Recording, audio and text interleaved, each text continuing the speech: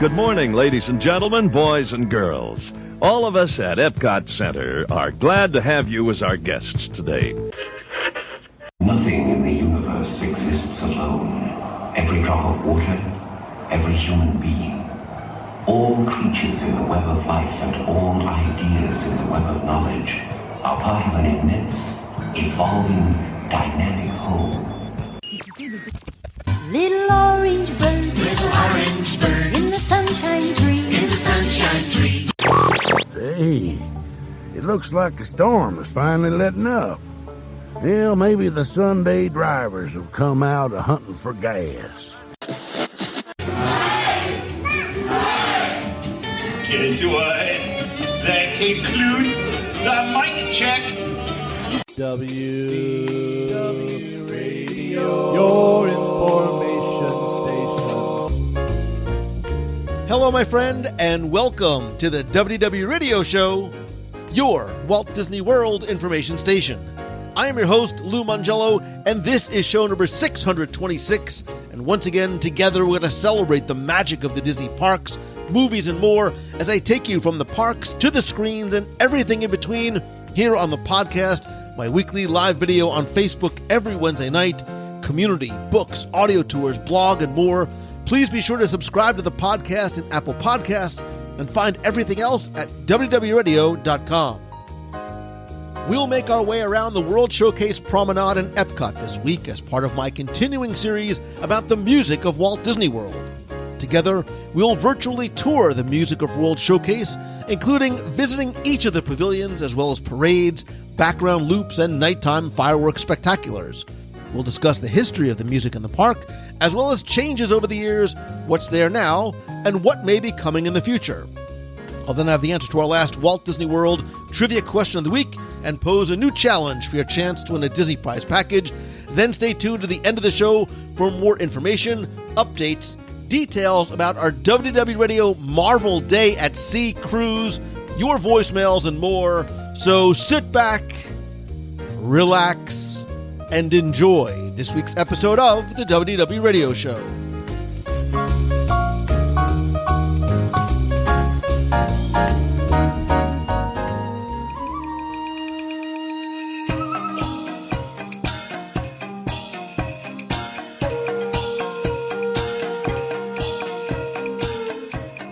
If I say the music of EPCOT, what's the first song that comes to mind? Probably something from Future World, and as we covered extensively back on show 609 and 610, Future World has background scores and attraction and show themes that not only, I think, resonate with us, but are enjoyed by us beyond just our time in the parks. They are on our playlists and in our ears when we drive, run, exercise. I'm obviously reaching and assuming those last two, or whether we're just relaxing at home. But why? Which is my favorite word. And I think it's probably because so many of these songs were created by Disney for Disney. They are original themes built around a theme, using the time-tested recipe of what makes Disney music so memorable. But for the other half of EPCOT, World Showcase, much of the music is not only traditional, but helps to set the stage and represents the culture of the participating nations. And these aren't songs, I think, that we would normally associate with a theme park experience either. That is, if we're talking about Walt Disney World. But some of my favorite songs, not Disney songs, are found in many of these background loops of not just Future World, but some of these World Showcase pavilions. And they always seem to bring a smile to my face as I hear them whenever or wherever I am. And I said on the intro to the EPCOT show that the music is very much a melting pot of so many cultures, ideas, ideals, technology, and different flavors. And it's a place that you can hear music that is as diverse as the pavilions and cultures. And speaking of diverse, I want to continue our musical journey from Future World to World Showcase once again with friends who helped kick off this musical odyssey. So I'd like to welcome back to the show Lisa Denoto-Glassner from the Castle Run and CoreMemoryCandles.com. Excited to be back. Jason Knapp from Here with the Magic and the After Hours show on the Facebooks. Hello, hello. It's good to be back with you guys. And the one and only Zach Brown from the one and only The Zach Brown Show. Hey, everybody. Excited to be here. So I am excited for this, and I'm curious too. One, because I want to see if hopefully we can beat or not break our record for how long our Future World discussion was. But I think, and I'm curious because we don't talk about this ahead of time, how this may differ. Because I think, again, so many of those Future World songs and themes are ones that we can mention by name. Papillon came up again. I think, Zach, if it was a drinking game and Papillon was your word, you were in some serious trouble. But so much of World Showcase is different because, one, we can't pronounce many of the names of the songs. They don't necessarily roll off the tongue, and they're not ones that we might necessarily know by name, but we know in terms of how they make us feel. And there are some pavilions that have themes. There are some that just have background music that we enjoy. So just very quickly, and go around in the same order. When you think of World Showcase and when you think of World Showcase music, what is the first song, idea, pavilion, thought that comes into your mind?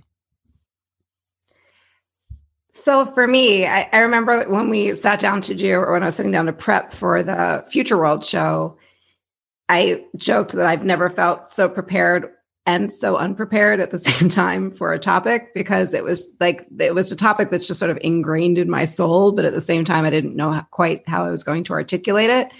And this show said, hold my pog juice, because the rest of Disney, right, is supposed to sort of insulate you from the rest of the world. And I think the unique thing about World Showcase is that it has the opposite job. It's supposed to transport you into the rest of the world. And so while, so much of the music throughout Disney World otherwise is supposed to sort of encapsulate you and bring you into this place, the Imagineers kind of didn't do their job right? If that's the result of in World Showcase, because the point of World Showcase is to make you feel like you're not in Central Florida. It's supposed to make you feel like you're traveling around the world as you're walking around World Showcase.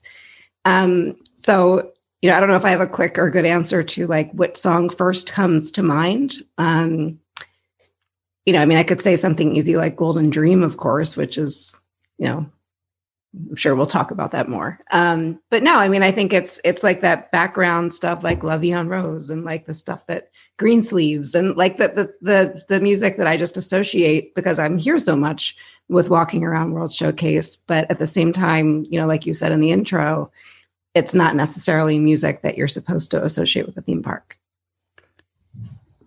Don't you have a Greensleeve? There's just a Greensleeve story too, which we'll have to get to. Because I remember crossing the bridge at International Gateway with you, and I said, "Isn't this Greensleeves?" And you're like, "Yeah." And then you told me a story from your childhood. Am I right? Who doesn't have a Greensleeve story? I feel like there's a Greensleeve story. I don't want to jump ahead of ourselves, but it's not really from my childhood. I whistle Greensleeves all the time, and it makes my mother crazy. Maybe I was just hoping it was from your childhood. Okay, I think that the first, to answer the question, what's the first song pavilion that jumps to mind? It's got to be Mexico, and it's got to be the Three Caballeros, right? That's got to be. No, actually, it's not that. I think that the for me, if World Showcase had an anthem, and no, it can't be Illuminations, but if it had an anthem, it would be basically the soundtrack to Impressions de France, of course, which I am super excited about. France is so far away. I know, but it's so tasty and wonderful. We'll get there. For me, it's kind of an unfair answer. I think about the International Gateway. It's kind of this great little collaboration of everything that you're going to experience. It's kind of the coming attractions. You know, like Lisa said, you've got La Vie en Rose, and you've got a little bit of the music piping in from like the China Pavilion, and everything just kind of blends, and it just sets the overall tone and kind of prepares you for the palette that is in front of you, whether it be musical or food. It just kind of preps you and gets you in the mindset that is World Showcase.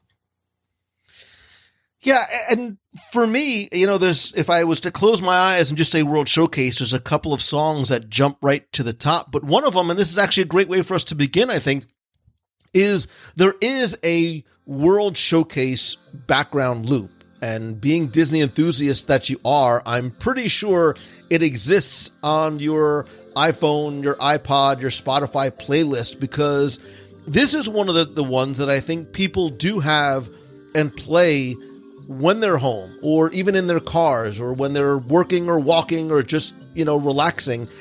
And while you might not necessarily know the names of the songs, if you were to listen through it and, you know, sort of be following along this itemized list of the music, you're like, yes, Inca Dance by Cusco. Like, that's my favorite song. Although you wouldn't walk into Sam Goody's, not that there's a Sam Goody's, but go with me here. You wouldn't walk into Sam Goody's and say, I need Inca Dance on 45. Do you guys have that?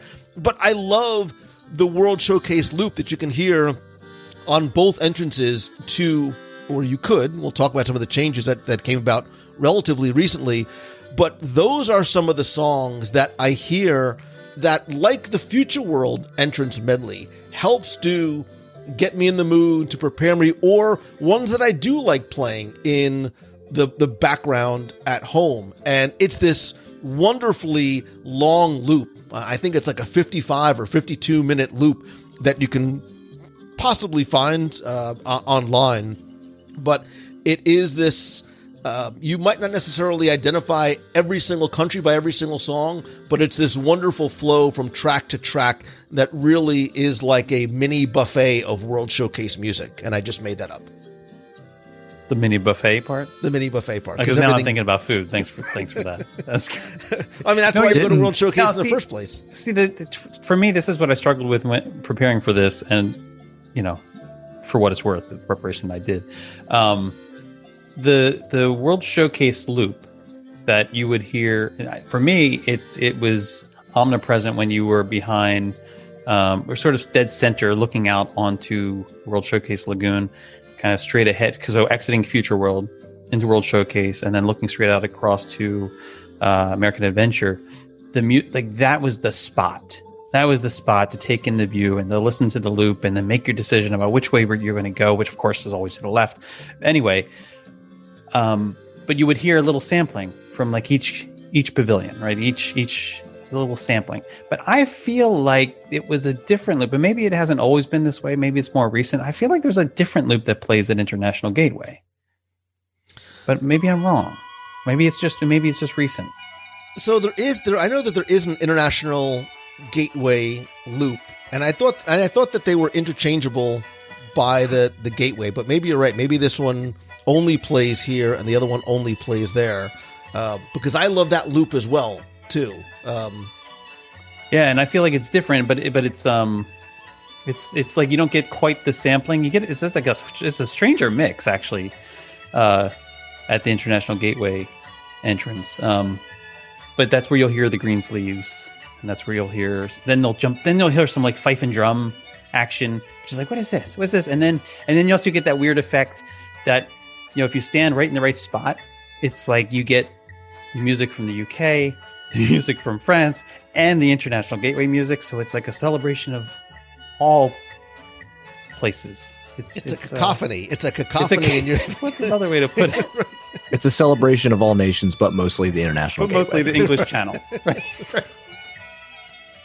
And that's one of the things that Disney just... That's one of the things that Disney just does so well, right? Is like transitions seamlessly from one music to another. It's the same thing. I mean, leaving Epcot, but you know, when you walk from like the Grand Floridian to Poly, you wouldn't notice that music is changing, but it is changing with the theme. And the fact that you can like walk from, you know, China to Japan to the United States to Norway to Mexico and not really consciously realize that the music is changing to each country. yeah, to me, it's just one of the things that Disney does so brilliantly. And I think for a lot of people, this is an introduction, and I think it leads to an appreciation of music that we probably wouldn't be looking for or listening to otherwise. Like there are, for me, I love, Japanese instrument, wind and string instrument music that I do have on some Spotify playlists, but I initially started looking for some of those based on the tracks that I was hearing in Japan. And actually there are even some that I have that are based on some of the artists that perform them. So for example, there's a group called Cusco that does a couple of songs, including Inca Dance, that I love. And those are ones that I'll look for on Spotify. And there's this commonality to them that I enjoy. And we'll talk too about, much of the music that we'll talk about has been present in these pavilions and on the promenade since Epcot opened in 1982. There has not been a ton of change, save for a few examples here and there, but we'll also get to some of the relatively recent changes and the discussions about them, where there's an introduction of some Disney music in some pavilions, notably France, China, and Mexico. And if you want to ignite a firestorm on the Twitter, introduce new music into Epcot Center and just watch the fireworks fly. It is not necessarily harmonious when it comes in there, but as we talked about, even with places like Future World, I think it's one of those things that guests not that they're specifically asking for it, but they appreciate when they hear it. Like when you hear that music from Ratatouille or Beauty and the Beast or Coco or Mulan in your background, that's what sort of perks up your ears and go, oh, I recognize that, as opposed to many of these other songs, which, save for maybe some in American Adventure or UK, you might not have ever heard before you went into Epcot for the first time. I think that's a great point. And the first time I heard, it was reported that for better or for worse, IP, put that in quotes, IP was introduced in terms of the music into World Showcase Pavilion. I almost lost my mind just hearing about it. It's like, you got to be kidding me. But I think when you're in the space and you realize that they've done it in a way that is, I think, fitting for that particular pavilion. And it blends in with the rest of the soundtrack that they're playing. It's not like it's not an awkward cut to some music taken directly from a movie. It's kind of blended in to sound like the rest of the ambient soundtrack. I actually thought it was really well done when they I think it was early 2020 when they introduced it. Coco and I didn't hear any of the Frozen music. I think it was reported that Frozen also sort of made it. I know I try to avoid Frozen, but we'll talk about that later. But the Beauty and the Beast, that freaked me out at first because I was like, oh goodness, what are you doing? But it was actually lovely. It was really nice. It sounds nice. And the music from those movies are great.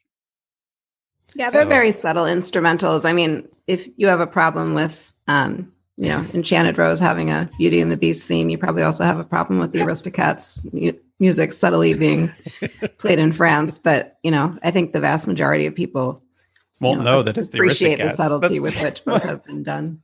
Right, because the arrangements are not, they're not sort of in-your-face Disney, right? They're arranged in a way that they are so beautiful and tasteful that they do very much blend in, I think, seamlessly with a lot of the other music that's being performed.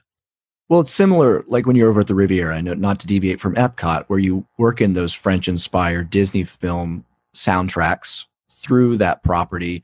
It mixes very well. You don't even notice it half the time. Then you kind of find yourself humming along going, wait a second, that's Ratatouille. Or wait a second, that's Aristocats. And it just kind of puts this little smile on your face and you think, well done. Like you had that essence of your property, your essence of your own family, as it were, but working it in very naturally. It's non-intrusive, if that makes any sense. If Disney can work in the Ratatouille soundtrack to The Wave and make it sound like it fits, they can do it well in France, right? I mean, And I think that speaks to the music. You come for the bow, you stay for the music.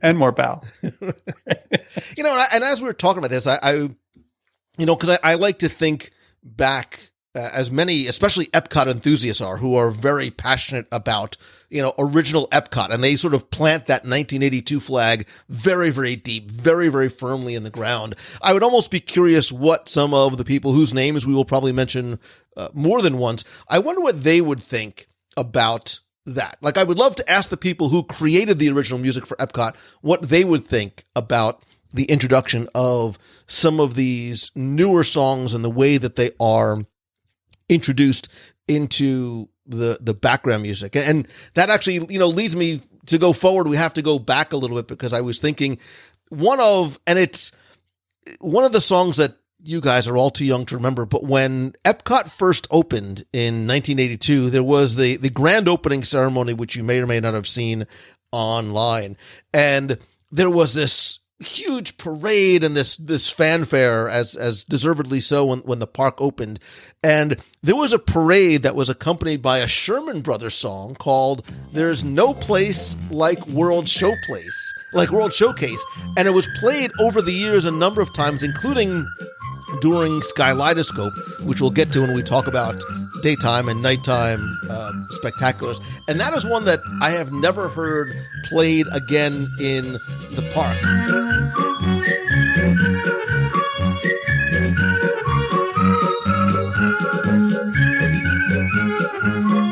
For better or for worse, but it's one of those that when you hear it, like, it's a typical Sherman Brothers earworm song, and it very much is locked into, the early 1980s. And if I ever was to sing on the show, this would be one of the ones that I could easily belt out. But when I say "There's No Place Like World Showcase," do you know the song I'm referring to, like, just by thinking about it? Does it go like, "There's no place like World Showcase"? Does it go like that?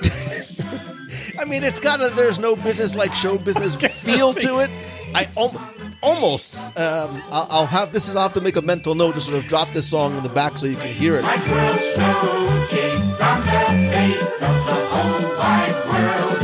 Yes, there's no place like World Showcase on the face of the whole wide world. But I love the fact that it's a Sherman Brothers song, and again, we're gonna mention the Sherman Brothers, more than once as we walk through. But going forward in time, as long as we're talking about these overarching themes and theme songs for EPCOT, specifically World Showcase, I think we might have even mentioned this during the Future World show, but I think it very much ties into specifically World Showcase, which is as part of Disney's Millennium Celebration, which, as we know, never lasts a year. It lasts like a year and a half. From October 1999 till January 2001, as well as in the Super Bowl in 2000. Do you remember the Celebrate the Future Hand in Hand? Yes, now we're getting nods, which also played as part of Tapestry of Nations.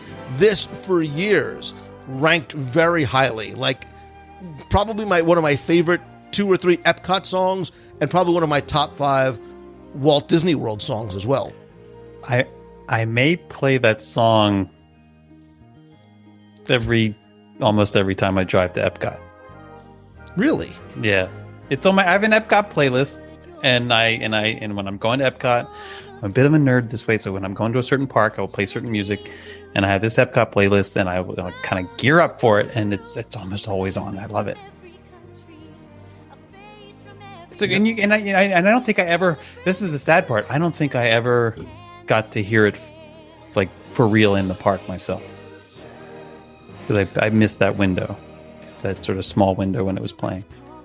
I was an early EPCOT kid, and we went every year, and I do also remember it as part of Tapestry of Nations. But it sort of had this put your hand on the future, Sarah, dream together around the world, with a voice from every country, a face from every land. We'll celebrate the future hand in hand. Back me up on vocals, Zach Brown. Share a dream together around the world. With a voice from every country and a face from every land. We'll celebrate the future hand in hand. Join the celebration. That's a hard pass. I'm sorry. It's a great. Jason was doing great. I think we just let Jason take the solo. That's the thing. It has that 70s happy vibe all over it that I miss that so much. And I think an Epcot more than any other park retains, even in their new music, retains that stuff. Some of that. Get to Canada. I'm looking at you, Canada. Well, we talked about this even for Future World. It has that. Many of these songs, these theme songs that we'll talk about, have that Sherman Brothers recipe of being simple and singable, and that's why they get caught in our memories and elicit so many memories when we hear them again. Or like Jason, you play them every single time you drive to Epcot. So I may have a problem. That's okay. It's a good problem. Yeah, I think it's listen, a good if that's Jason, I wish that was the worst problem that you have. All right, let's go ahead and start our virtual tour around the lagoon. We're going to start where we're supposed to, Mexico, and work our way around the lagoons. And it's going to be interesting to see as we stop along the way, because some pavilions have theme songs, much like many of the Future World pavilions have theme songs, while others just have music that is appropriate to the country and appropriate culturally, but not necessarily a prevailing or a recognizable theme. So when I say Mexico for you, what is the song that comes to mind? Do you go right to the Three Caballeros theme song, and that's the one that plays, and Zach is shaking his head feverishly? Fortunately, no, it's not. Well, I didn't know if we were going in the same order as we were before, but if it's my turn to step up. Well, only because you were shaking your head, and I was just curious why you were so excited. Sorry. No, it's definitely my go-to is Bienvenido Amigos, which was the theme song from El Rio del Tiempo, the original attraction in the pyramid. And it's got that very like trumpet-based song. I feel like we've all heard it and know it. It's just a fun song written by Exitencio, so it's got that very classic Disney feel. I mean, the same guy did Grim Grinning Ghost and Pirates, knocked it out of the park with this, and it's just a great tune, and it's something that you'll hear every great once in a while when you're walking through the pavilion.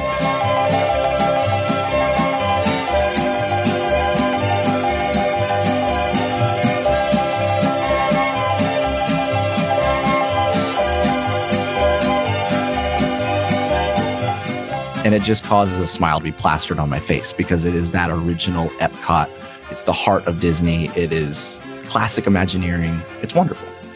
It's the song that every time I hear it tempts me to go and grab my dusty trumpet out of the garage and wish that I could play that one little section, because I'm with you, man. That is, for me, that is my Mexico tune. And there's lyrics. I think a lot of people don't realize that there's English lyrics to that song, again, which I will not necessarily sing. Welcome, mis amigos, to friendly Mexico, to the land of fiestas, where everywhere you go, listen to marimbas and mariachis too, playing Latin rhythms and serenading. You can join the crowd, the music's good and loud, the air is full of sun. So come and sing along, because in Mexico, when people smile at you, there's just one thing to do, you join the fiesta too. But Jason and Lisa, thoughts on El Rio? I agree 1,000%. Like, in my mind, that's still the song that plays when I'm on Gran Fiesta, like Rio del Tiempos. It still feels current to me. Like when I listen to it, it still feels like this. It's the song that I hear in my head when I'm on that attraction. I will say though, I mean that would be the same. I have the same answer as Zach. That's my theme song for Mexico. I will say though that the music from Coco, Remember Me, and some others. I mean, I know it's very recent. I can't say enough good things about the movie itself. I think it's one of the most beautiful things that Disney has put out. And I just welcome Remember Me and everything else just wholeheartedly. And when Mariachi Cobre performs the Coco tunes, outside, like I can't get enough of it. I love that it's been added in. And if there was ever a time when I welcomed IP with open arms into World Showcase, that was it. So Rio del Tiempo is definitely my theme song still, but I will say that, as new as it is, Coco has a firm place in my heart in the Mexico Pavilion. I'm glad you mentioned the mariachi band, because that's what comes to mind for me. I think maybe it's because they're outside, so you hear that first. But if you ever want a fun experience, you should ride Grand Fiesta with Lisa. She's such a joy on that attraction. She has no opinions. Do you not love the Three Caballeros song, or do you not love? She was just pointing out to you all the things that are wrong with that attraction and the music. I like the Three Caballeros. I like the song. I would like to see that attraction move on and fully endorse Coco at this point, frankly, or go back to its roots. But I don't actually mind the music of that attraction so much. And I like the Three Caballeros in general, and I just prefer it to be played by the mariachi group outside. But I think the whole, I don't think when you walk into the market inside the pyramid, I don't feel like there's any particular song that jumps out at me. It's such a kinetic mess, the feel and the sounds of the market. I feel like they do a nice job inside in that pyramid and inside the up to the attraction. And when you're eating dinner at San Angel Inn, which people don't do enough of, when you're eating dinner there, it's a lovely soundtrack that's playing. Well, it's very happy, upbeat music, which I like. It doesn't feel like it feels authentic. It doesn't feel like Disney-esque or anything like that until you get into the attraction. I think then you have a different experience. But I really enjoyed the Mariachi Cobra, right? I enjoyed that group a lot, and I can't wait to see them again.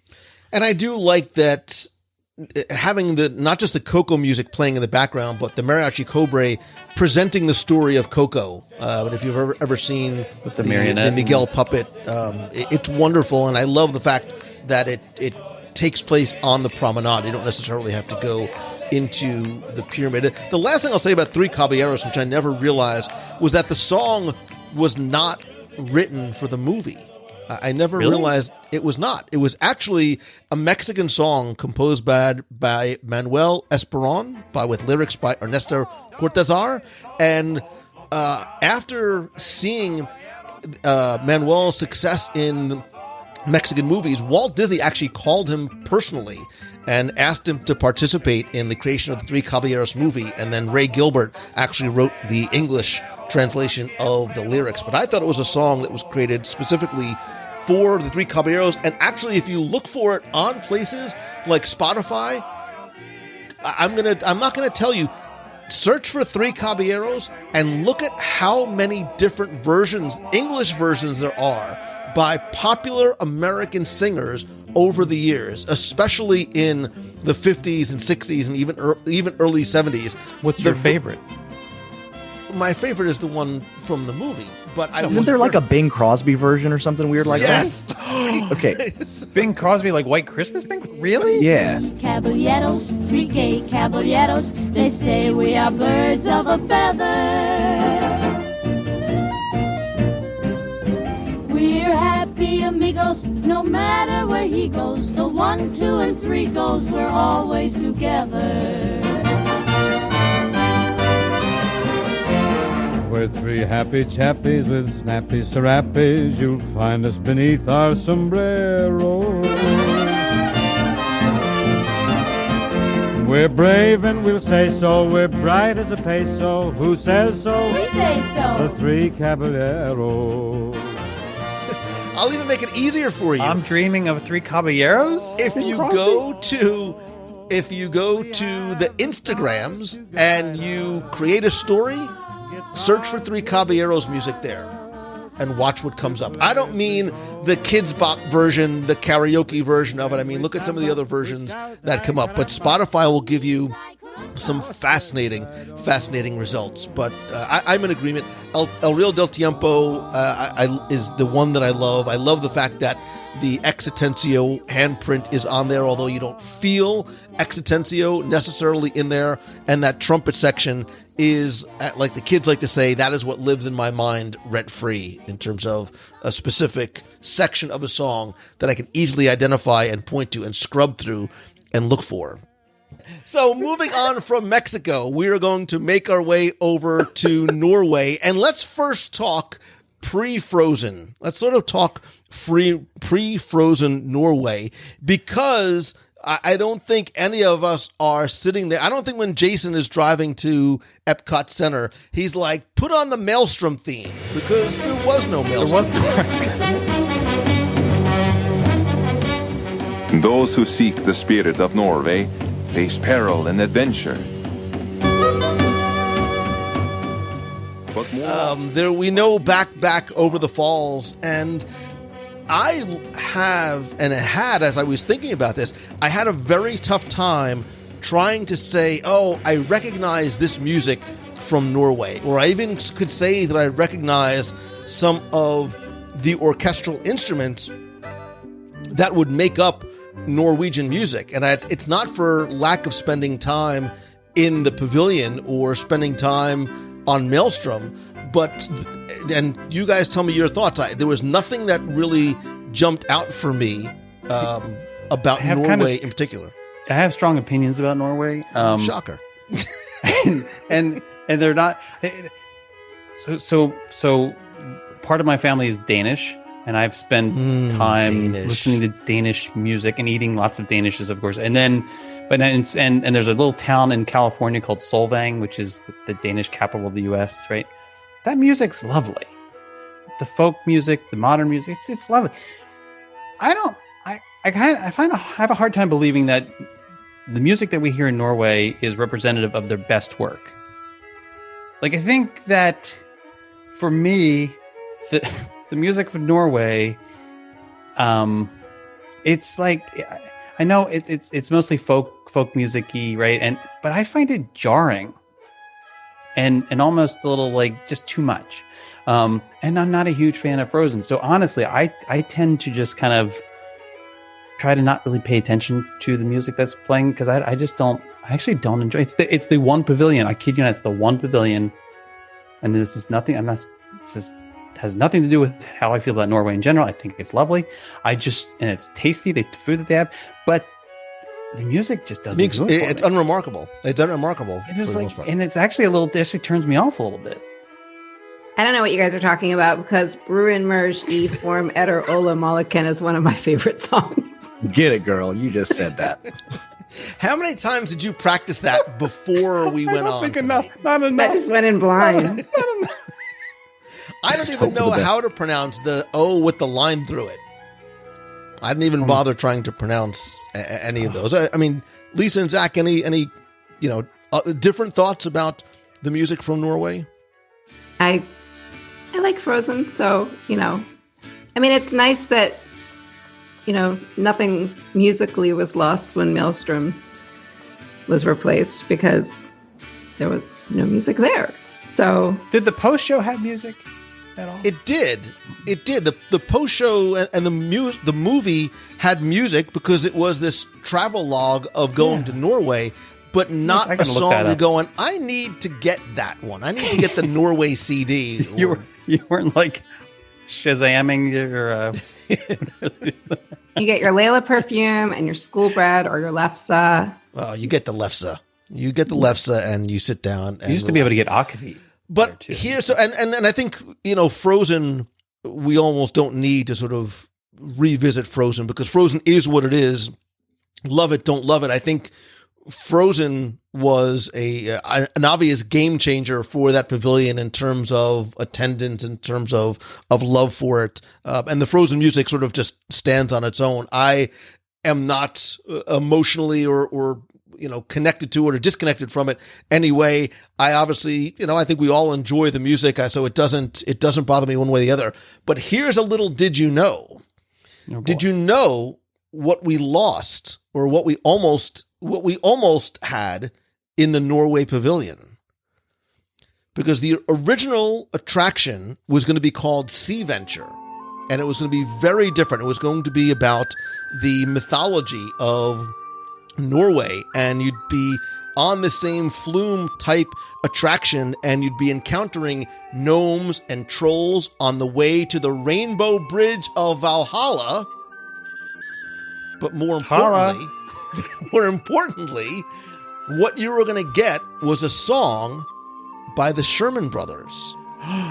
The Sherman Brothers were shown all the models. They were brought in, and a lot of concept models of the trolls that were going to be seen and sort of throughout, and sort of be that connective tissue throughout the entire attraction. And they did it. They left. They were going to go start, to work on it. And the Norwegian show sponsors saw the same model and the same concept art the day after, and they said, you know what? We don't want that. We don't want this to be about the mythology of Norway. We want it to be exactly what it became, which was this travel log about Norway currently, because their goal and the reason why they were investing tens of millions of dollars, again, from the corporate side, was because they wanted to increase tourism. And the Shermans, they just never bought. I mean, they were just like, listen, never mind. Stop what you're doing, because we don't need a theme song anymore. But wait, so I just looked this up. I don't know about the Ahala, whatever you said, but this I see this in Norse mythology. There's this thing called Bifrost or Billrost, or and it has the little hoe with the little two things that we don't know how to pronounce. So anyway, it's a burning rainbow bridge that reaches between Midgard and Asgard. It's the Bifrost. Have you not seen Thor? I don't know what that's called. Is that what it's called? The Bifrost? Is that what the Brit? No, but they don't have an actual Brit. Oh, that's that. Yeah, it's kind of a big part of the film. That's what that bridge is called. Yes, and it's funny. I Anyway, understand how you so can wait, miss it, so wait, because so wait, so wait, because they only mentioned the Bifrost. So we like just 45 waited. times. If we had just waited like, we had just waited like 3 years, we could have had a Thor themed attraction instead of. Yep. So what could have been? What could have been with the Rainbow Bridge and the Sherman Brothers theme song? Now I gotta go back and watch Thor. But we had oil derricks, and so there you go. There you go. The thing that I think that's really great about the Norway Pavilion, and I know it doesn't get much love, but here's my little like secret spot that's not really that much of a secret. But when you've got all the rural music that's going out in the main pavilion, it's all like accordions and fiddles and it's doing its thing. But when you go into the stave church, it takes on this totally different feel. And I don't know if it's still playing now. I know now they have a lot of the Thor and the mythology stuff, but before it was a lot more historical of the actual Norwegian culture. And they almost had like this Mormon tabernacle choir feel to it. I don't know how any other way I can place that. It was like chants, but very slow, very ambient, with like flute type music. Very, very peaceful. It felt more like a church. I mean, it felt really yeah, like exactly. a church. And the Jan Garbarek is the artist that they used in that space, and it's very peaceful. It almost kind of sounds like the music that you hear when you're going through the Renaissance in Spaceship Earth, but it's just very, very primitive, but it's beautiful. And I think there's nothing like it anywhere else in that pavilion. So it's really this cool, stark contrast that when you step into that church, it really is a sanctuary from the rest of the hustle and bustle of that space. So I encourage you, go check it out. Yeah, and Jason, if you go there, you don't have to watch Thor: The Dark World. You could just go learn everything you need to know right from the stave church. That's perfect. It's not only it's not only entertaining, it's educational, much like your show, Lou. This is great. I appreciate it. I feel like I need to go back and watch Thor now. Just the first one. Love and Thunder's coming. Love and Thunder's coming. So that Bifrost thing. But didn't that get destroyed though? Spoiler alert, but yes. Like the first. Okay. So how does he keep coming back to Earth? Then? You need to. Can you start another podcast, please, so you can catch me up? You also need to watch Ragnarok, obviously, as well. No, I watched Ragnarok. That's hilarious. I actually enjoyed Ragnarok quite a bit. Like when the whole Rainbow Bridge was, and it was. go back and watch it one more time. We'll pick this up somewhere else. Let's continue moving our way down the pavilion, past one of the only gaps in all of the World Showcase promenade in between Norway and China, where there was possible plans for a pavilion being sandwiched in between there. But I think China is another one of those places, and please feel free to correct me if you feel otherwise, but you don't walk into China and go, oh, I love song X. You recognize, if you closed your eyes and walked past China, you would know exactly where you were, obviously, because the zithers and the lutes and some of the other string instruments are very recognizable. You might not know what a dizzy or a guzheng or a pipa or an uru is, but you know exactly what they sound like as you walk by. And then, as we mentioned earlier on, there has been the recent addition of some music from Mulan added to the attraction as well, almost invisibly, meaning there is nothing to me that is disruptive about the arrangement of the Mulan music in terms of the way that it flows in between traditional Chinese songs. There is one song that jumps out to me, and I had to look it up to know the name of it. So you're right, I wouldn't be able to say, oh, there's this here. It's Joyful Reunion. Of course, it's Joyful Reunion. That's the name of the song, though, that is in my head when I think about the China Pavilion, because it has this it's mysterious and it's playful and it's a little foreboding at times, but then it has this energy to it. And maybe I just know of it because I've videoed so much because it's beautiful. But it is it's to me, it is this song that represents the China Pavilion. But I feel like their music that they've selected that really stands out when you're around the gardens and in the lily pads there, especially if it's a day that's drizzling and you see the raindrops hitting the lily pads. It's perfect. It's the perfect music for that moment in that setting. And I got to tell you, I know that the Mulan music has been fit in somewhere, but it's done so well that I don't notice it. I don't notice it when it transitions to or through it. So I need to go back and listen to that soundtrack too. Yeah, agreed again on them weaving the IP in seamlessly. And I also, not surprisingly, had to kind of look up the songs that I was hearing and try to figure out what was what. And Joyful Reunion was on my list, and A Day of Relief was on my list. But the song for me that I found and played and was yeah, that's the one. It's apparently called Plucking Tea Leaves. Oh, Plucking Tea Leaves song. And I couldn't. Even if I could sing, I couldn't sing it for you or hum it for you right now. But it's definitely it's the song that puts me there. So yeah, I had Joyful Reunion on my list as well, but Plucking Tea Leaves is apparently. It's got a great beat and you can dance to it. It's Joyful Reunion it's a really complex piece of music, and it has these moments where it feels a little dark, but at the same time it's playful. It's you have to look it up. It's really good. I think as you get, I feel as you step into the Temple of Heaven, as the music for Wonders of China just starts playing, that's kind of an easy answer. But I think the soundtrack for that film is very beautiful. Film? Yeah, you really got to go check this out. There's more than just the tea place out front. You can go into the temple? Yeah, they'll let you. But when you go in there, I think it's really incredible. It's just very sweeping music. It's very cinematic. I mean, naturally, it's a film. But there's some moments that just have very big crescendos where they use cymbals. And it's rhythmic, but different than other countries. I think we'll see that kind of repeating theme throughout these countries. A lot of them are very rhythmic. But this one, it has its own rhythm, its own scale. That is just very unique to China. And I'm excited to see what we get with the new film that's coming down the pike, eventually, I think that's what the E stands for in EPCOT right now, is eventually.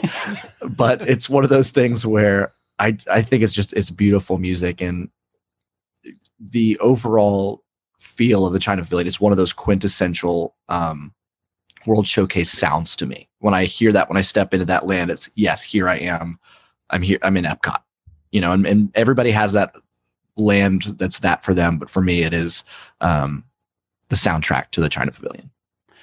You know, I need to do that. I need to do that attraction again soon because I think it's been years since I've since you've walked into the pavilion. Like, when's the last time you've walked into the pavilion? Into the pavilion, like last week, but into the attraction, into the temple, like it's been a long time, way too long. It's embarrassingly long. You know, and if you take a little bit of time, and there's actually a wonderful place to sit. You can get off the promenade. If you walk into the China Pavilion, don't walk under the gate. Walk off to the right. There's a small pathway that leads to the right-hand side of the small little pond, and there are some benches there that allows you to get a beautiful view, usually in the shade based on where the sun is.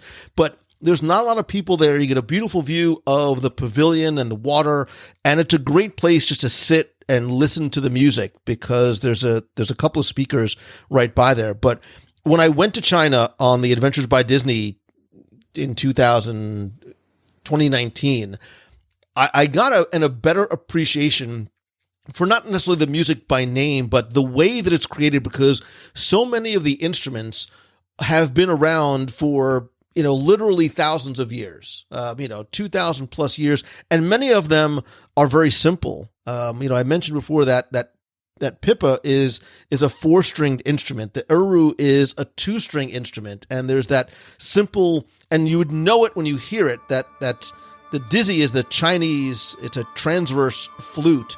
And that when you hear it, you know it. And so many simple instruments are able to create such complex and beautiful music, which is one of the things that I felt that I gained as an appreciation after coming. So now when I come into the pavilion at EPCOT, I'm going because I enjoy the music as well.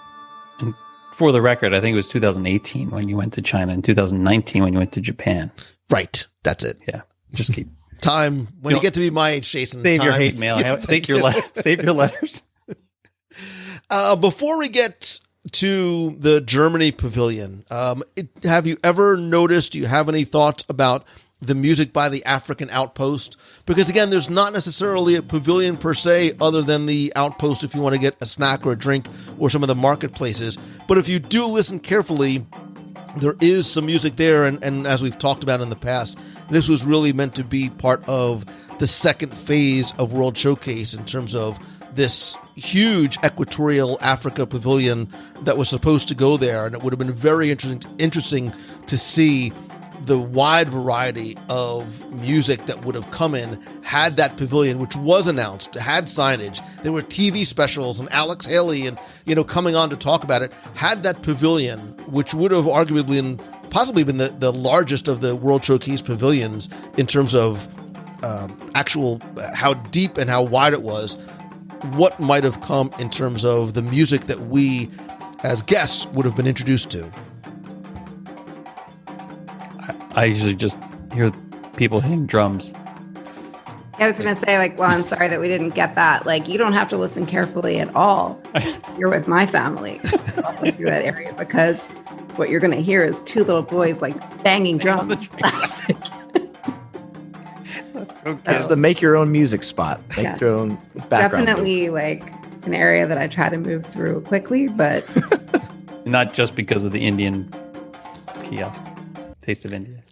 So let's move over to Germany, which again is rooted primarily in German folk music, and ones that I am not going to necessarily, one, try to pronounce, or two, ones that I necessarily recognize. Look, there's basically 3 songs that I know from German. It's the song that Chevy Chase was dancing to in the beer garden in European Vacation, 99 Luftballons by Nina, and Ziggy Zaggy, Oi, Oi, Oi, which I will count as a German song because that's... Ziggy Zaggy or is it Ziggy Zaggy? It's I can't remember. Is it Tiki Taki or Ziggy Zaggy? It sounds like a Tiki Taki to me, but it's probably not Tiki Taki. Tiki Taki is the new social media thing. That's something. Ziggy zaggy, hi, hi, hi. Ziggy zaggy, hi, hi, hi. Ziggy zaggy, hi, hi, hi. Prost! Ticky-tock. I think the longer you spend at the beer garden, it doesn't matter what you're saying at that point. Yiggy, yaggy, yaggy, yaggy, oi, oi, oi. Yeah. That's, But Germany is a place that has this combination of not just the subtle background music that plays throughout the pavilion and on the promenade, but has live music as one of its attractors. And live music takes place both inside the pavilion and outside the pavilion, because inside beer garden, you'll have, forgive me, Germany, Oktoberfest music content. Did I do somewhat okay? Music content. Oktoberfest music content. For me, like Germany, it's the music of family and tradition and having a good time. Like that's the Germany. Like you and I feel like there's two versions of Germany too. Like in terms of the music, there's the Oompa style music and the Oktoberfest and in the courtyard, sort of festive. And then there's the music that's over by the water, which I feel it's not different. It just feels different. That if you're sitting on those nice benches and relaxing and looking out of the World Showcase and now looking at some physical structures on World Showcase Lagoon and just relaxing there, I feel like that music's different, but maybe I'm wrong. So I go first to the music in beer garden, the performers, like whether it's like the guy playing the bells, or I always want to call it a didgeridoo, even though I know it's not. It's just like that long horn thing. It's definitely not a didgeridoo because that's not German. And then, of course, there's the outdoor music where the people who are drinking around the world gather to be festive, which is also fun to watch. But it's different. It's the music. But I go to beer garden. Outside. Like I think of the music like of the performers in beer garden first. Right, but isn't that obviously? So there's the performer music inside, but then there's the Oktoberfest style music, sort of that festival music. That I feel like that's what you get in the court. Maybe it's just me. Maybe it's just residual effect from the beer garden. No, I think you're definitely correct. It's a very, it's all like trombones, very slidey in its sound. And it's been like the same soundtrack, I think, since the park opened. Again, all these names are absolutely impronounceable for me. And I just don't want to offend an entire nation of people and my mother's heritage. But it's just fun music. You know, everything's got that slidey, Jason said, it's like the festival music. And Lisa did a phenomenal job pronouncing one of those things in Norway, and I just want to give it a shot. Ein Münchenstedt, ein Hofenbrunhaus. It was close, but still probably very wrong. But it's all trombone, and I'm not even going to try to do a trombone impression, but it's just fantastic. It's fun music, and then it's kind of got the light. I don't know if it's accordions or whatever else is going on in the background. It's just fun German party music. But there is, and you're right. But there are spots where you can hear Beethoven's Minuet in G major. There's spots where you can hear Schubert's Serenade playing. Like there's definitely music, and also around the train garden, especially. Like there's definitely softer, gentler German music that plays throughout the pavilion. And it's all very happy. It's very upbeat music. You'll hear some yodeling music. I mean, and there's also, and I think the current band is still Margaret Almer and the Bavarian band that plays outside on the rock promenade band as well. Yeah, and they've got, even during some of the festivals, they'll have some different bands in there as well. Moving down a little bit to Italy, I'm going to apologize to my family and ancestors because not only am I not going to be able to pronounce them, but here's another place that, again, because there's not necessarily, there's some songs that are going to be recognizable, right? You'll know the O Solo Mios, you'll know a few of the Funicula, maybe you might have heard in a movie, but a lot of this music is not necessarily recognizable by name to me as well, because it's not music that I necessarily grew up with, and there are no live performers. Even like when Sergio and so the live performers were there, they were not musical acts; they were entertainment acts. Lots of whistles. I mean, so okay, the Funicula. To me, that's what was played when Sergio would come out. that would start playing as soon as you heard that playing. It's like, oh my God, it's Sergio. I was so excited every time I got excited and I heard that music. I would like practically come running from wherever I was in World Showcase. I could hear that playing. I loved Sergio. I love Sergio. He's still with us, but not with us, right? So like, anyway, I miss you, Sergio. I loved that music because it meant Sergio was coming, and I loved the performance. But here's the thing that's weird to me about the Italy Pavilion's music. It's the same soundtrack, and it's a relatively short loop. But it's the same soundtrack day or night. But I swear to you, in the evening, it feels like a completely different soundtrack. To be in the Italy Pavilion at night and hear the music playing at night, it suddenly feels romantic. It feels embracing. It feels warm. It just feels so different than it does during the day, but it's the same music. And I don't know how they do it. But it just feels different. It's because you're loaded up on all the pizza from Via Napoli and you just feel better. The lasagna, man. I get the lasagna from Napoli. So, okay, wait. You got to mention pizza. You got to mention Via Napoli. So here's the other weird thing. Maybe it's weird, but the music in Via Napoli is different than the music in the St. Mark's Square recreation there. But you can, if you really want to hear the music, you go down the hall towards the bathroom. And don't be creepy and like stand inside the bathroom to listen to it. Like stand in the hallway outside. It's so good. It's so good, and you can totally Shazam it there and get SoundHound, whatever you use, and get the music for your playlist on Spotify. So if you see a gentleman standing by the bathrooms recording, that's Jason. That's right. That'll be. Yeah, do you see this recurring theme on these shows? We talk about music in bathrooms. Just say hi. Well, it's because the music, because you can hear it so clearly there, right? It's but I think it is worth pointing out that the music inside Via Napoli is different than the music that's playing out in the rest of the pavilion. It's really nice. So let's make our way over to the American Adventure, which wonderfully has such a wide spectrum, I think, of music that you'll find here. Not just music that is played throughout the pavilion on the promenade, but music. And again, there's a theme song for the American Adventure. Golden Dream is sort of the theme song for American Adventure. And I think, too, we could even mention, and we're going to break this out separately, but having the America Gardens Theater right there, oftentimes as you walk by American Adventure Pavilion, you might be getting a wide variety of different types of music. But Golden Dream, the theme song for the attraction itself was written by Bob Moline, who you heard us talk about a lot on the Future World show, with lyrics by the show producer Randy Bright. And Rick Rothschild was actually the creative director of it.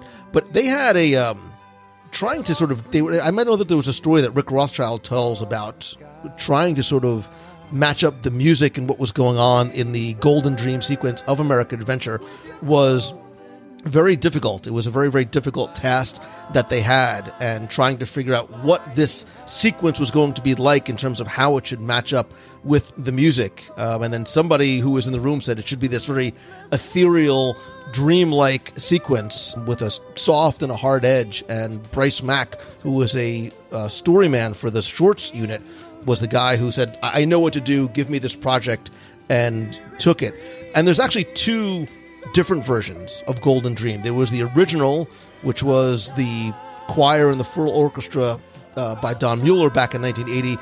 And then there's a current version that was updated back in 2018 by Harvey Mason, which is performed by Tim Davis and Sophia Pizzullo. So there's been a couple of different incarnations since the attraction opened in 1982, but I think this is, in terms of World Showcase, one of, if not arguably, the most recognizable theme of any of the pavilions. Well, this is the song when we not to like go to another podcast episode, but when we had the episode about Walt, and you asked the question, like, what song would you want Walt to hear? This was my song. This was the song. Like, I think it's one of the best songs ever created. by Walt Disney for a park, and I think it's patriotic without being, sort of overtly, I don't know, nationalistic in nature, and it's not. It's beautiful. I assume you're going to talk about the reference in the name, Golden Dream, to the ship, right? I mean, you're going to correct me if I'm wrong, but the ship, the sloop that's out there parked in the water, was also named Golden Dream, and it was a replica built, right? I believe it was a replica built from like a 1776 era sloop that was later damaged in the hurricane that happened in the early 2000s. Anyway, and it was actually featured, I remember, with my kids watching, if you remember the old Disney sing-along videos way back when, there was on the VHS tapes. On the big VHS tapes, there was they used the Golden Dream, and they did a musical pirate fight sequence with Peter Pan and Captain Hook that they filmed on Golden Dream. And if you looked very, very carefully, you're like, wait a minute, that's Spaceship Earth in the background. I can see it. Yeah, back when it wasn't just a facade, which largely is, it's just a facade now, really. But I think it's cool that they tie it all together. Anyway, it's I love that. I love that. I hope they never change it. I do, because it's perfect. So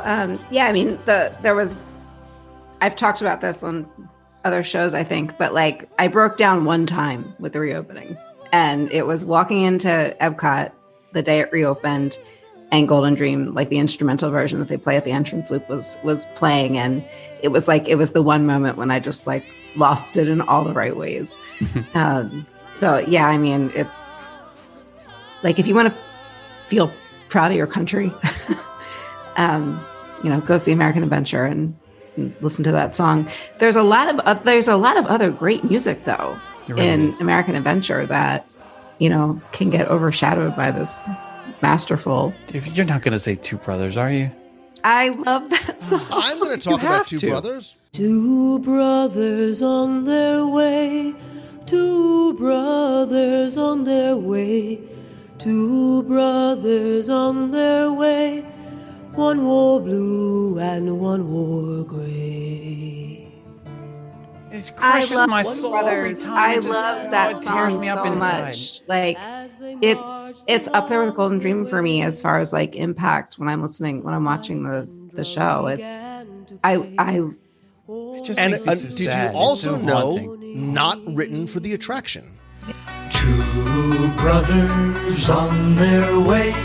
Two brothers on their way. Two brothers on their way. One wore blue and one wore gray. One wore blue and one wore gray. Yeah. It's a song from the 50s. It's a song from the 50s by Irving Gordon. And here's your trivia question. Where else in a Disney park can you, don't stop Googling, Zach Brown, where else in a Disney park can you hear Two Brothers? I don't know. Zach Brown? You're raising Disneyland. your hand. It's got to be somewhere in Disneyland because I don't know the Great answer. moments with Mr. Lincoln. Oh, look at you. Give that kid a gold star. March 4, 1865. Lincoln's second inaugural. The most famous passage from his address on that occasion. I think, there's lots of great music in that attraction, because it takes on this musical journey through American history as well. Although there's so much to be this. I think we could have an entire episode just about the music of American Adventure. Well, because the music that you will find playing throughout the pavilion are ones that are about the American spirit, right? When we talked, we've talked about sort of the differences between the music in Liberty Square versus the difference between the music at American Adventure. Yeah. The types of music you'll hear some similar songs, but the compositions and the instruments that are used to play them are very different. Yeah, it's a much more like subdued, like calming vibe as compared to Liberty Square. And yeah, like the loop, even the loop outside is wonderful. Like My Old Kentucky Home and Home on the Range and Battle Hymn of the Republic. And it's great. And I mean, Home on the Range, not meaning the theme song from the Yodelady song from the movie of the same name. You see, I yodel, the sweetest way of rustling yet devised. 'Cause when I yodel, the literal home on the range where the deer and the antelope play. And I mean, we might want to mention Voices of Liberty. I was getting ready to which in and of itself, I mean, depending on the time of year that you're in American Adventure and Voices of Liberty is performing, and if they're performing, there's something you have to really reevaluate your values if you walk past the American Adventure and Voices of Liberty is performing. You have to go see them.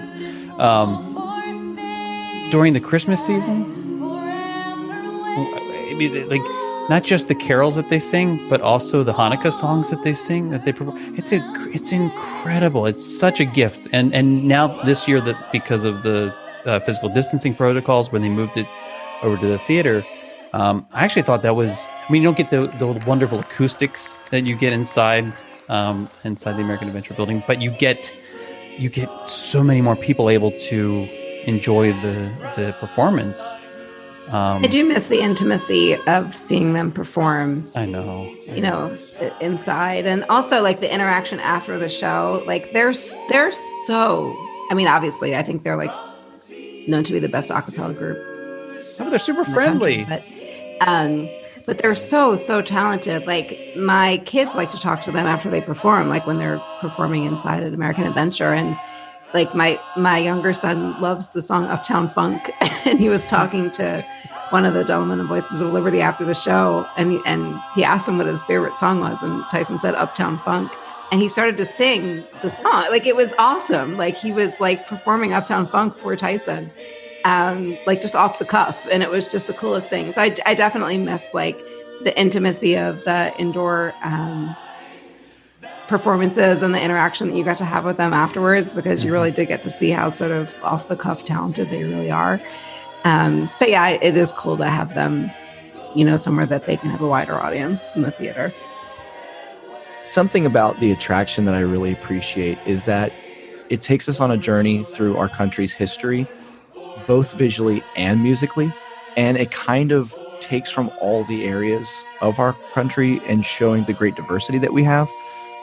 Whether it's with Chief Joseph and you're getting the cedar flutes, or you're getting with the kind of like honky tonk feel as we're going through that transition going into like the early World Wars. It's beautiful, when it's the scene in the bayou, you're getting the banjos from the deep south, and you really get this spectrum of the different flavors that our country has of music. It's really incredible, going from coast to coast, how varied, how different our country is with music. And I think it's really cool that it takes you on that journey and just kind of watches as it progresses to that grand crescendo that is Golden Dream. I know we kind of talked about that. I just wanted to cap on that before we moved on. I think also we'd be remiss if we didn't mention the introduction of I was going to say the introduction of soul, but the jazz exhibit, the Soul of Jazz exhibit that's been introduced into the pavilion, which I hope is just the beginning of something bigger, because jazz to study the history of jazz is to understand and study the history of this country, and it's got some nasty dark history in terms of its origination story, and I don't mean in terms of it. It's just it emerged from some really really really ugly times, ugly periods for our country, and became something amazing and beautiful, and then even the way it's evolved in the past century, and been sort of reappropriated by different cultures, and then sort of made its journey around the world now.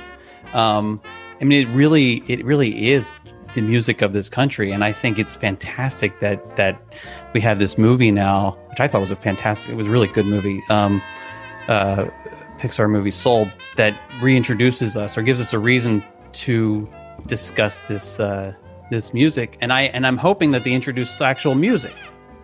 Because they have the instruments there, they have sheet music represented, they have the history kind of throughout the sort of little boards, sort of storyboards explaining the sort of brief moments in jazz history in the United States. But we don't have the music itself yet. At least we didn't the last time I was in there. And it would be really nice to get some of that. Well, and one of the reasons why, and as we're recording this, the Port Orleans resorts are still closed. Hopefully, if you're hearing this in the future, that they are back open again. Because look, while you think that I would want Port Orleans to be reopened just for the beignets, there's also a part of me that wants it to be reopened for the Scat Cat Club, which is it's a very, very small lounge, but normally has a jazz duo or jazz trio there, which is an overlooked, beautiful experience at Walt Disney World. That I think Yeehaw Bob, deservedly so, gets a lot of attention when you mention Port Orleans.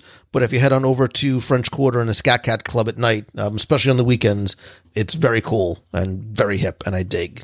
So let us move on to, as I have mentioned ad nauseum, I love the Japan Pavilion for so many reasons, and the music is one of them. Both background music, which I would not be able to identify or pronounce, even if I did know the names, but it's this beautiful music in my favorite place to just sit up in Katsura Grill by the water and just relax hearing that music in the background. And certainly, and I believe that Matsuriza will come back.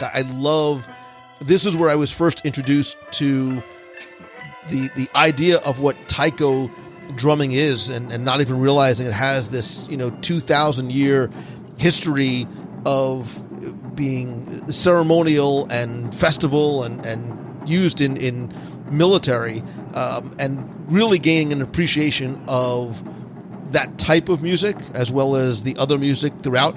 And having been to Japan last year, one of the things, and this is not meant to be a plug for ABD, but one of the things that you get to do as part of the Japan ABDs, you actually go to a shrine and you go for a taiko, you go for a drum lesson. Good Gandhi, that's exhausting. I have such respect for the men and women up there who are banging on these huge, this odaiko. The odaiko is the large drum, and that's work, man. That's work, and it just comes together in such this beautiful rhythmic sounds that, again, I couldn't necessarily identify or say that I have a favorite song, but I do have multiple taiko drum playlists on Spotify that, if I'm sort of in that mood, I will pull up. Lisa, Jason, Zach? Yeah, so Lou, I think we have this in common, obviously. Our affinity for Japan.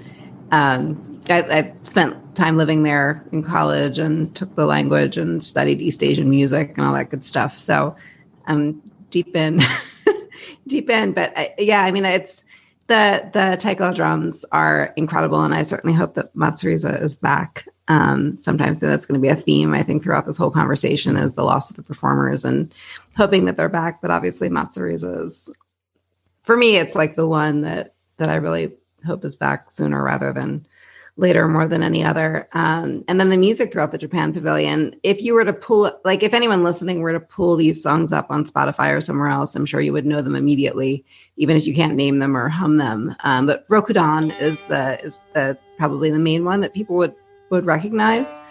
It literally just means like 6-column song, which is like how it's composed. But it's sort of one of the mainstays. Like if you've ever studied East Asian music or Japanese ancient music or music that you would know. Sakura, which means cherry blossom, is another, and then Kojo no Tsuki is the third. So those 3 songs, I think, would be the ones that people would recognize most readily. And I think Rokudan is probably the one that most people would know. Like if you pulled that up on Spotify or somewhere else, you would certainly be transported to the balcony at Katsura Grill. That's so funny, because I thought of the 2 songs for me are Heartland and Wooden Ship, which are obviously translations, but they're the ones that I think of when I think about sitting up in the with the Lou Mongello Shrine area. Katsura Grill. Sit in those back areas, it's nice and shady, right by the waterfall. Oh, I love that spot. It's so nice. But as much as I rant about hearing, I get so irritated when I'm in a pavilion and I'm enjoying the music, and then there's a performance happening somewhere, and then it drowns out the music of that pavilion. It bleeds over, and I get so irritated. Historically, when Matsuriza was performing, I didn't care where. If I heard it from the UK or I loved it. I loved it. It was so ubiquitous. It was like hearing thunder in the summer. Like to hear the drums playing anywhere on the World Showcase Promenade. It was, it was centering immediately, and it's certainly missed. I think that's like part of the soul of that pavilion is missing right now with not having the drums playing. I think like at least members of the group's performances there dated back as early as like 1983. And then I think as a group, they started playing around 1988. So very much a staple. And also just like it's women that are playing the taiko. I mean, it's and Lou, I mean, you tried, I've played taiko as well. Not played like in any talented capacity, but I've tried it, and it's extremely hard. And the women who do the performances, they're incredible. I mean, it takes so much strength to play. And like very friendly too. That, like I would come running if I saw them going. And I also just love, because it's such an authentic Japanese art, and like seeing people like gathered around and watching and appreciating it was always so nice to see. I think similar to Mariachi Cobre, like the taiko drummers are synonymous with World Showcase, with the sound, with the heartbeat. And like Jason said, you could hear it from just pavilions away, but it was so comforting. It was the sound of EPCOT. You knew that you were home. And again, the strength required for them, they're not using drumsticks. They're using like tree branches. I mean, these are like some big honking sticks. And it may seem simple from the just average passerby, but when you really look at the choreography and the timing and the rhythm of it, it's really impressive. And it's a discipline that these people do. I mean, in the same way that like, sumo is this lifestyle. This is what they do. And it seems so simple, yet it's so beautifully complex. And I sorely miss it and eagerly await its return. Yeah, and the folks from Matsuriza are local. I actually heard them perform. There was a few years ago, I went to a Japanese festival out in Kissimmee, which was something that took place and may still be hopefully taking place every year. And they were performing there too. And what I love too about the music in Japan is there is this beautiful contradiction between the heavy rhythmic taiko drummers of Matsuriza, and then if you listen to the background, there's that very light, very simple, the koto is the string instrument, which is so simple and so beautiful, and there's something so incredibly peaceful about that too. So you've got that wonderful dichotomy of the types of music that you'll find in Japan. Let's move on to Morocco, where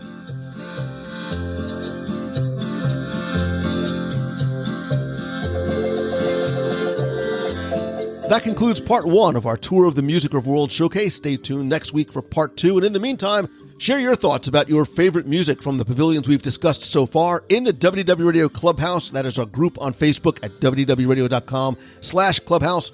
And if you enjoyed the segment, please invite a friend to listen, share a link on your favorite social platform. And again, be sure to tune in next week.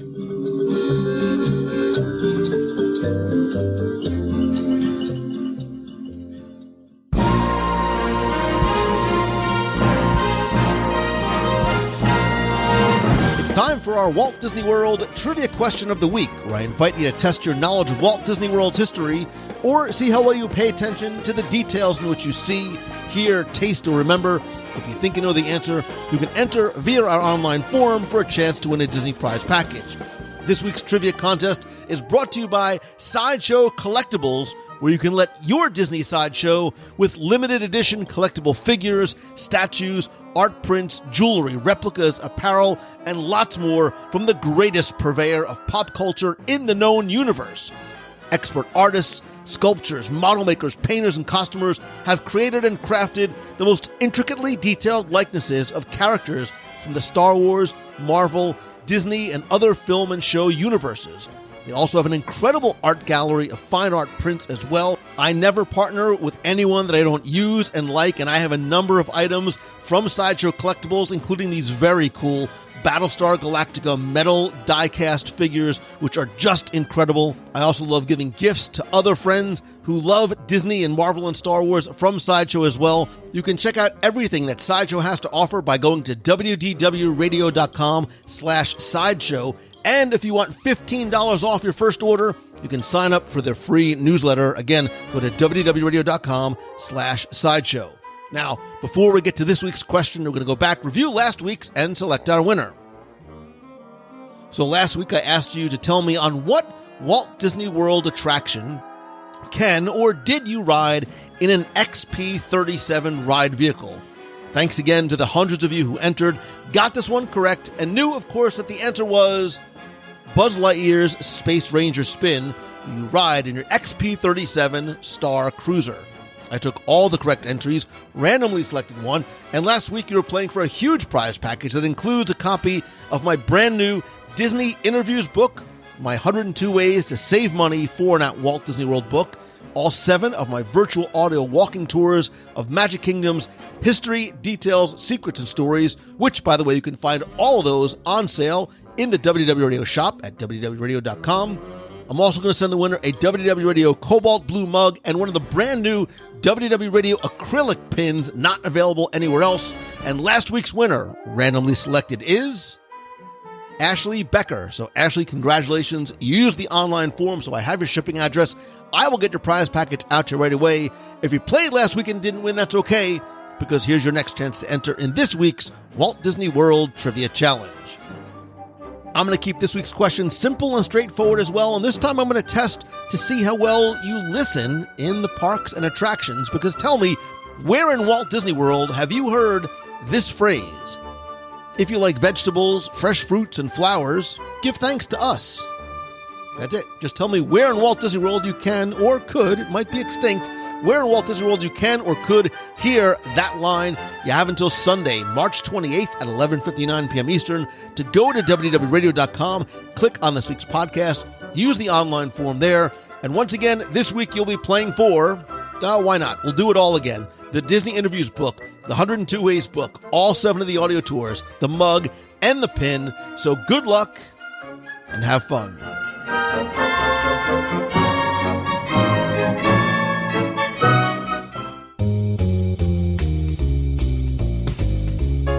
That's going to do it for this week's show. Thank you so much for spending and sharing your time with me again this week. I hope you enjoyed part 1 of our discussion about the music of World Showcase. Stay tuned next week for part 2, and I'd love to hear from you and your favorite World Showcase music from the pavilions we talked about this week. You can be part of the conversation, more importantly, the community, by joining the WDW Radio Clubhouse. That is our free group over on Facebook at wdwradio.com/clubhouse. I'd also love to connect with you on social. I am at Lou Mongello on Twitter, Instagram, Pinterest, and LinkedIn. If you have a question you'd like me to answer on the show, you can email me, lou@wdwradio.com, or call the voicemail, be heard on the air, talk about this week's podcast, ask a question, or just say hello from the parks at 407-900-9391. That's 407-900-WDW1. And in addition to the podcast, please join me this and every Wednesday night at 7:30 p.m. Eastern for WDW Radio Live. It's my live video broadcast and chat over on Facebook. Together, we'll not only talk about this week's show, but I'll share my top 5 live, my Disney Plus pick of the week, 20 questions, your calls, and more, again every Wednesday, 7:30 at WDWRadioLive.com. And speaking of community and really family, I want to thank some of the new and longtime members of the WDW Radio Nation family. I sincerely appreciate your help and support, and I love being able to give back to you each and every month. If you want to find out how you can help the show and get exclusive rewards, you can visit www.radionation.com. And I'd like to welcome and thank Timothy Remley, Terry Gaff, Tony Mendyke, Nick Young, Patrick Knapp, and Kim Huang for being part of the Nation family. And again, to find out how you can help the show for as little as $1 a month and get exclusive rewards, visit WDWRadioNation.com. And because I am grateful for the opportunities and the life that you've been able to give to me through the show, I want to be able to help you in return individually or to your business, event, or school, whether it's through one-on-one coaching to help you turn what you love into what you do, being part of our weekly mastermind group, or speaking to your event, your school, or your business. You can find out more by visiting LouMongello.com. And I mentioned at the top of the show that I would be sharing information about our WDW Radio Marvel Day at Sea cruise coming up in 2020. Way to bury the lead, Lou Mongello. But as you may or may not know, we originally had a WDW Radio Marvel Day at Sea group cruise scheduled for this January 2021. Unfortunately, and obviously because of COVID, that did not happen. But as soon as we found out that Marvel Day at Sea cruises were going to be returning in 2022, we immediately jumped on the opportunity. And I am now excited to announce the WDW Radio Marvel Day at Sea cruise on the Disney Magic out of Miami, Florida, February 5th through the 10th, 2022. Now, in addition to everything that happens on the Disney Cruise Line and as part of Marvel Day at Sea, being part of the WDW group will allow you to enjoy exclusive meetups, pre-stay hotel specials, group dining, shore excursions, some special surprises, and lots more by booking in the official group with MouseFanTravel.com. The dates are February 5th through the 10th, so we leave out of Miami, have 2 days at sea, visit Georgetown and Grand Cayman, as well as Disney's Castaway Cay.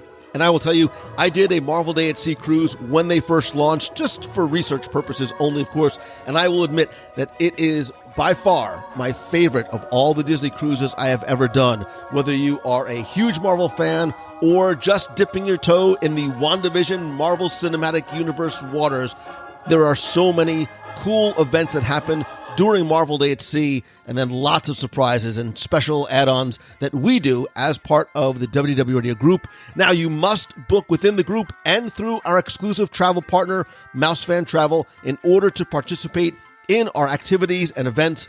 To find out more, get a free no-obligation quote, you can visit wdwradio.com/Marvel Cruise.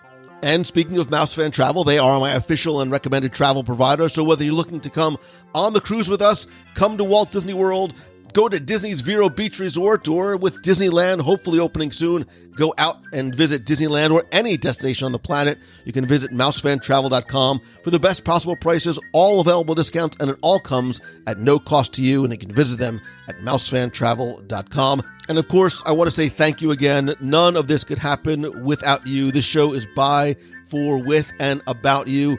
And all I ask is that if you like the show, please help spread the word. Let others know about it by tweeting out that you're listening. Share a link to this or your favorite episode over on Facebook. Tag me if you do there or on Instagram. And if you can, take just 30 seconds to rate and review the show over on Apple Podcasts. Even if that's not where you listen, it's very, very helpful.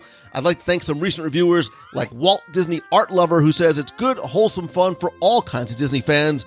If you're looking for the Walt Disney World fix, you've come to the right place. Such a fun variety of shows that are informative and memorable. Lou treats you like one of his closest friends through every episode. You feel like you're there chatting about Disney with him. It's because you are, Art Lover. Joni708 says, awesome show. Lou never fails to give us an informative and entertaining podcast. Always enjoy the special guests. And Qwerty, says, perfect in every way. I love all the creative topics you come up with, Lou. You're truly a great person. Thank you. And I wish you all the best of luck with the podcast and life in these crazy times. I'm a new listener and definitely won't quit listening. Bye for now. Qwerty, Joni, and Art Lover. Thank you again. Just search for WDW Radio in Apple Podcasts or visit wdwradio.com/iTunes for a link and instructions on exactly how and where to leave your review. And finally, most importantly, from the bottom of my heart, thank you. I love and appreciate you so very much. I hope that this show and this community that you have built have made your day and your life a little bit happier and maybe inspires you to be better. And it does help you to choose the good, which I think is more important now more than it ever has been, for you to look for and find the good in everything that you do and then spread that to others. Be the good, help be the positive change, and give to others with no expectation of anything in return. Positivity is contagious, and the ripple effect that it has is more powerful than you might imagine. So thank you once again for being my friend, for being part of the community, and for listening and sharing this and every week. I hope to see you again next week and Wednesday night on the live show. So until next time, I love you. I appreciate you. See ya. Hi, Lou and WDW Radio family. It is Elizabeth from Massachusetts. I'm realizing it's probably like 2 weeks since I've called. Teaching's been crazy. Grad school's been crazy. Yeah, life's just been like at full speed. But I've been listening to old episodes and the new ones. I think it's so funny you just did, or I finished listening to the Kona Cafe review. And I don't know if anyone else has this like syndrome as a Disney fan, but like I'm realizing I know a lot about Kona Cafe. I could tell someone on the street the type of food on their menu, some certain really good dishes like taco toast, and I could tell you where it is in the Polynesian. But I'm realizing I've actually never eaten there, which is kind of ridiculous. But I don't know, does anyone else do that? Where like you've talked about something so much or you know about something a lot, so that as a Disney fan, it's almost like you've experienced it, even though you haven't. Anyways, great episode. I'm actually excited because my mom, my sister, and my mom and I work in schools, and my sister is in college, so due to COVID, we've been pretty stuck in Massachusetts for now over a year, which is crazy to think, but we have officially booked a trip for June, and it's at the Polynesian. So I just thought it was weird that your episode had to do with that. I'm so excited. My sister and mom are so excited, and it just feels surreal, but it's so good to finally have something to look forward to. So great episode. Hope everyone's doing well. It is very early on March 3rd morning, and I hope everyone stays happy, stays positive, is kind, and stays magical. See you guys soon. Bye. Hey, Lou, it's Matthew Graken from Howell, New Jersey, and just listened to 625 and thinking about EPCOT and who could narrate Spaceship Earth. On my drive home, I was thinking, Mark Hamill. Wouldn't he be awesome? He'd be a great narrator, narrating through, and when you get to the Roman scene, when they're burning Rome down, he'd be, no, it can't be true, no. Sorry, my horrible Mark Hamill impersonation. But, no, yeah, that was just my thought.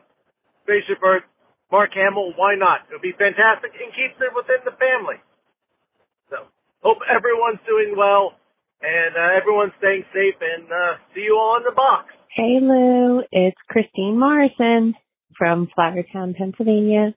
I haven't called in. I think it's been a couple weeks now. It's been a little bit of insanity here at my house. Business is booming, and I've been so busy that it's been a couple weeks since I've been able to call in and say hello. I watched all of WandaVision, and I loved it. Can't wait for Falcon and Winter Soldier. Very, very excited about that. And now watching Cobra Kai. Hello. Takes me right back. And let's see what else. Watching some anime with my son. He's into anime, so I'm watching some series with him. The weather's getting nicer, which is lovely for all those dog walks. I'm not freezing anymore. I know you're in Point Pleasant. I hope everything's going well with your mother's estate. We did my aunt's estate in Monmouth Beach, which is not too far from Point Pleasant. And it is a daunting task. So take it day by day. Enjoy your pork roll. Enjoy the ocean. I miss Point Pleasant. Spent many a summer day there.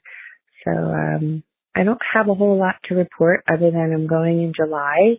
I'm very, very excited to go back to Disney World. I will see you all. Well, I just saw you all in the box, but I'll see you next week. And I look forward to catching up online. Take care. Have a safe trip home when you get home. And everybody make someone smile. Bye. Hi, Lou. This is Karen from New York City. I've been listening to your podcast for many years now. Love them. I'm out for my morning walk, and I'm listening to your solo dining, and I'm already ready for dinner. But I went on a solo trip a few years ago, and I wanted to mention an experience I had at the beer garden. I was seated with 3 young men, and I'm very comfortable just, sitting and looking around, not necessarily making conversation. And these 3 young men were not speaking at all either. And then, so I just came and took our drink order. And 2 of the guys got up and went to go get some food. And the other guy said, he introduced himself. And I introduced myself, and he said, I thought that Mike, or whoever, I forget their name, Mike invited you.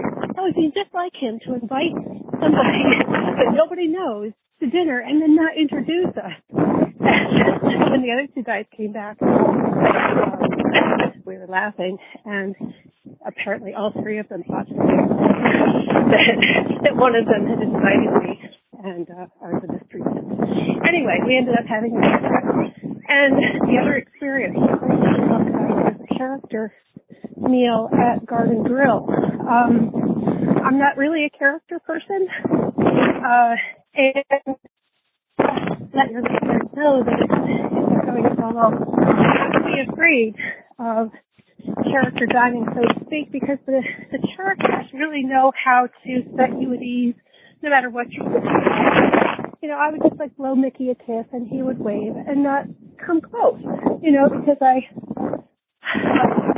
was able to let them know in practical ways, Anyway, and that's a great meal where, yes, if you want more of any one of those things, they'll bring it. Anyway, hope you're having a good day, and take care.